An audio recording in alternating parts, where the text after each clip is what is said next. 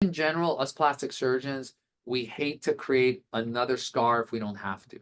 So, as I mentioned, the gold standard nowadays is to use what's called an inframammary fold incision. So that's the incision that goes at the bottom of the breast.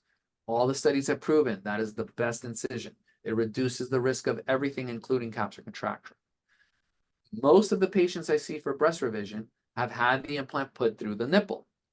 It's one of the reasons why they've had complications. Studies have proven if you put the implant through the nipple, the rate and the risk of complications is higher. However, because of that extra step I take of adding that sheet of collagen, the acellular dermal matrix, the brand name is Stratus, that basically neutralizes the risk.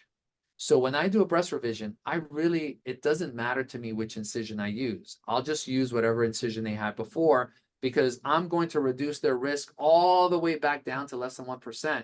And so whether I use the inframammary incision or the nipple incision, it's not going to make a difference for the patient.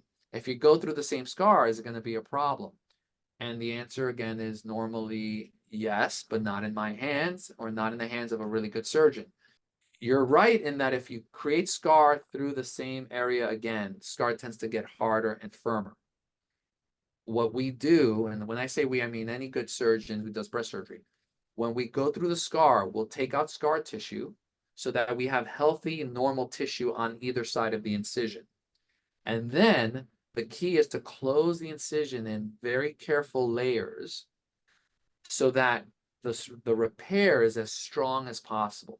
Sometimes why patients come for a revision because they're unhappy about the scars. And so sometimes a big part of the whole surgery is me redoing the scars. And again, it's just a matter of very carefully dissecting things, putting the layers together very, very perfectly, meticulously aligned.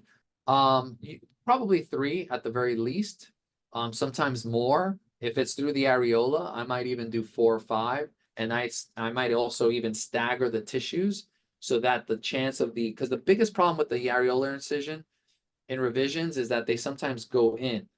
They'll retract because the scar pulls it down. The Stratus prevents that, so that's one thing. So it's less likely to contract. But then if you stagger the tissue, it blocks the contracture and the scar tends to heal much flatter. And if a surgeon follows these things, the scar is going to heal great.